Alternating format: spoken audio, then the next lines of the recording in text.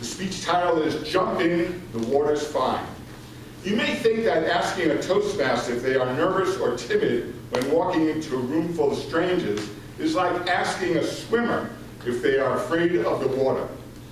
But truth be told, how many of you feel jittery or panicky when you find yourself in a situation with no familiar faces?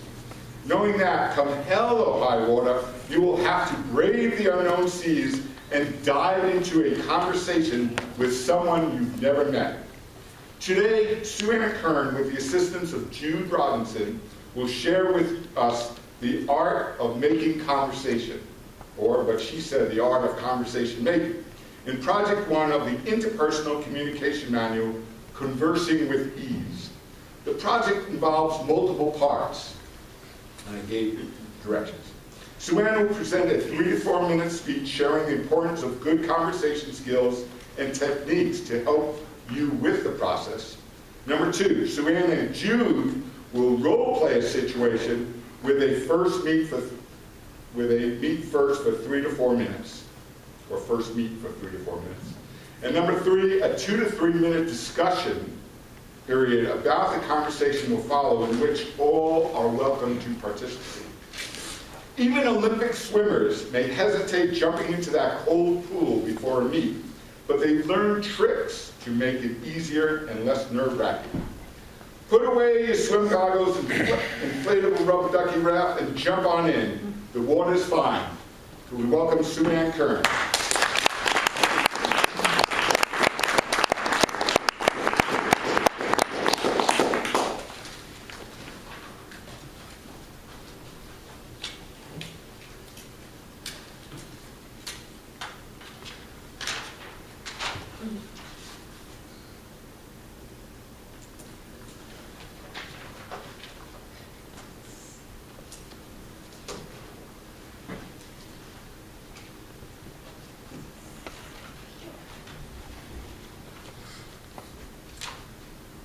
Even the most brave Toastmaster will have a hard time introducing themselves to someone they've never met before. And I know you're thinking, wait a minute, you're a Toastmaster, you're supposed to like to talk to people. Well, think about it.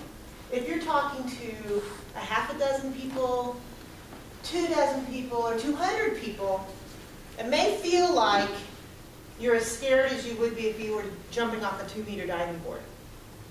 But for me anyway, it can be just as scary to walk up to somebody I've never met before and strike up a conversation.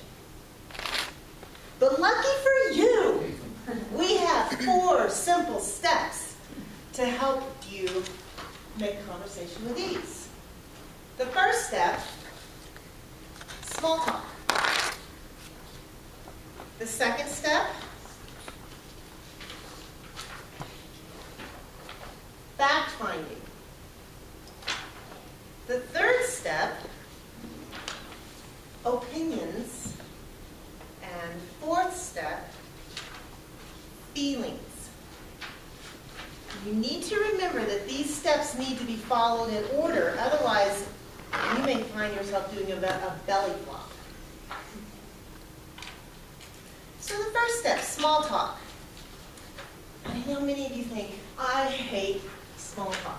It is so dull, so boring, but it is extremely important to get your feet wet before jumping in. So with small talk, you don't have to reveal a whole lot about yourself right now, so it's pretty safe.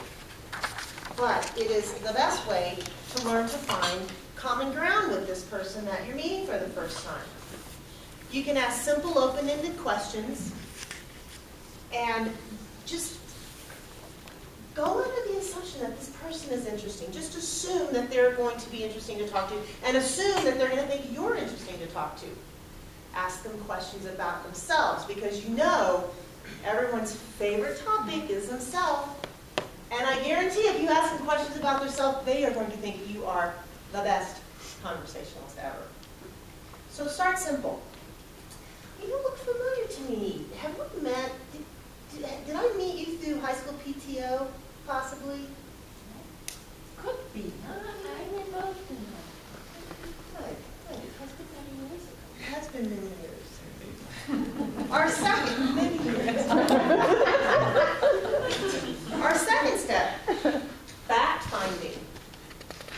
Once you have found a common ground, now you can ask more questions.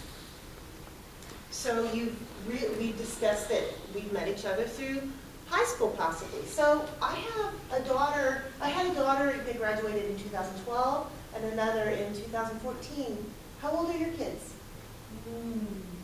One is right now finishing college. So just a little bit older. I'm sure that we've crossed paths. I'm sure we have. So fact finding helps you learn a little bit more about that person. It makes them feel a little more comfortable because you are starting to talk to them about themselves and what they do.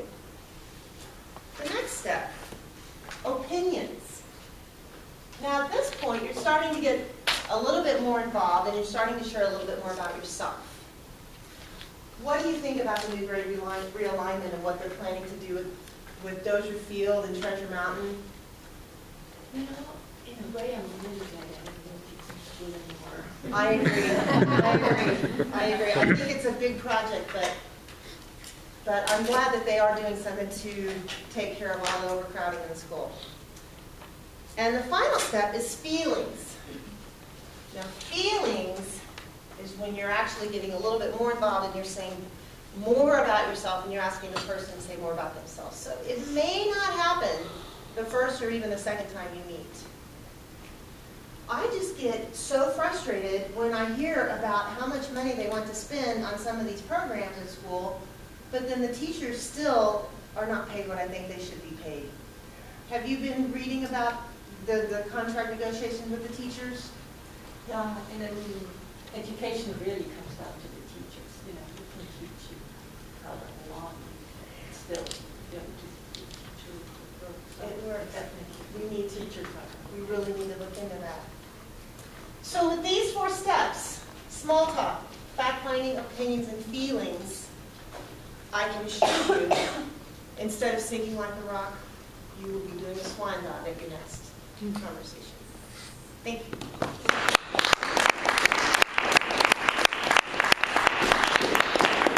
So the next portion of my presentation will be role-playing with my friend Jude Anchor, whom I've never met. But Jude and I are at a friend's backyard luau. And I've run across her at the kitchen table getting a plate full of food. So I hope to strike up a conversation with this person. Hi.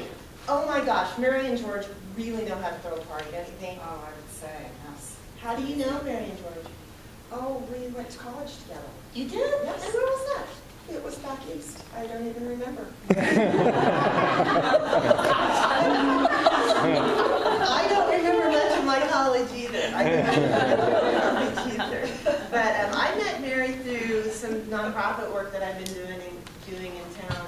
So, but if you both went to college together, how did you both end up in Park City? Park City's the place to be. Why would you be anywhere else? We love the outdoors. We like to ski, and the summers are fantastic. So just it happened. I know a lot of people here that we've met around the planet. Isn't it great? I feel that the people I've met here, maybe it's because everyone comes from someplace else. Everybody's so open to making new friends. Yes. And they're so welcoming. It's made me feel very comfortable after living in St. Louis and San Diego. But what part of town are you living in? I live in Silver Springs. Perfect. Perfect, that's great. You're close to everything. And have you been going to the summer concerts? Oh, yes. I went just last Saturday night to 10,000 Maniacs. Did you know? No, I missed it. My daughters were in from college, so I had a big barbecue for all their friends. And I tell you, I'm so glad my kids aren't home anymore. That was the biggest party I've been to all summer, and I'm glad it's over.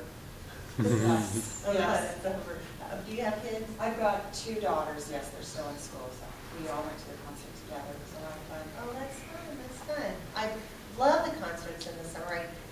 I was kind of hesitant with the Park City Institute lineup. A lot of those names I didn't know. I wish that she would just get a little bit more familiar names in there. But Who would you like to see? Vintage Trouble. Have you ever seen Vintage Trouble? No. They were here at Sundance a few years ago. They're so dynamic. And then we saw them in Denver by accident. And then they were on The View last week. So wow. I taped it and I listened to it while I'm working over and over again. What type of music? It's rhythm and blues. It's a good name. It's a good name. Thank you. Thank you. Okay.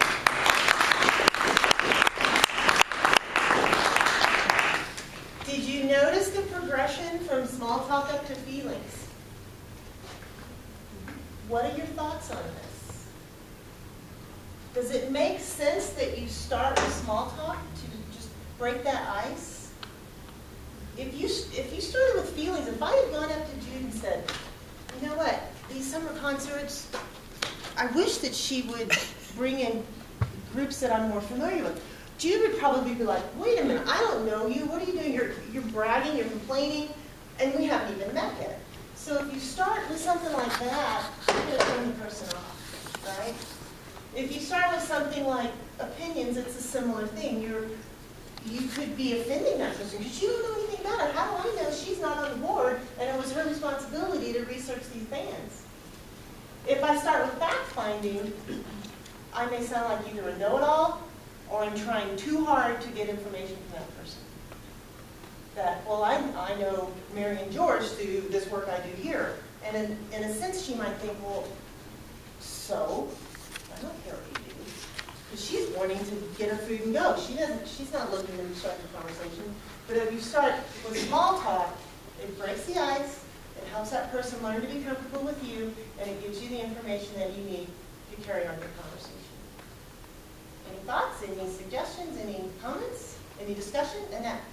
I was surprised that you reached out and touched her in an early conversation. You know what? I did not realize I did that. But if you get that feeling that that person is warm and open to your advance, I guess it would depend on the situation. If it's a professional situation, I might not do it, but I didn't realize I did that, but thank you for pointing that out to me. What do you guys think about that? I think you have to read the situation.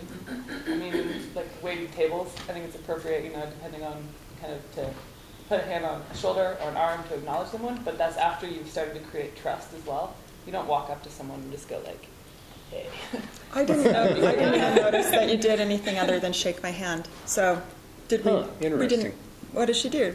Did she do more than? Put her hand on your shoulder. Oh. So that will be part of feelings, right? So when you get after you establish the trust, right? It might. Because you're expressing your feelings I'm- towards that person.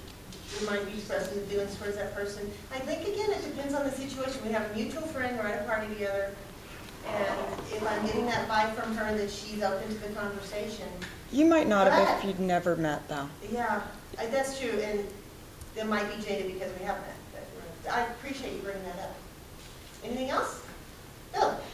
Two things. One, you did have a relationship, so it was natural for you to do that. Whereas if it would have truly been two different people, you didn't know the other person, that probably wouldn't have happened with you either. The second thing is, when I start as a professional recruiter, and I've been doing it since 1981, that's exactly the path that I take when I'm building a relationship with a new candidate or even a new client.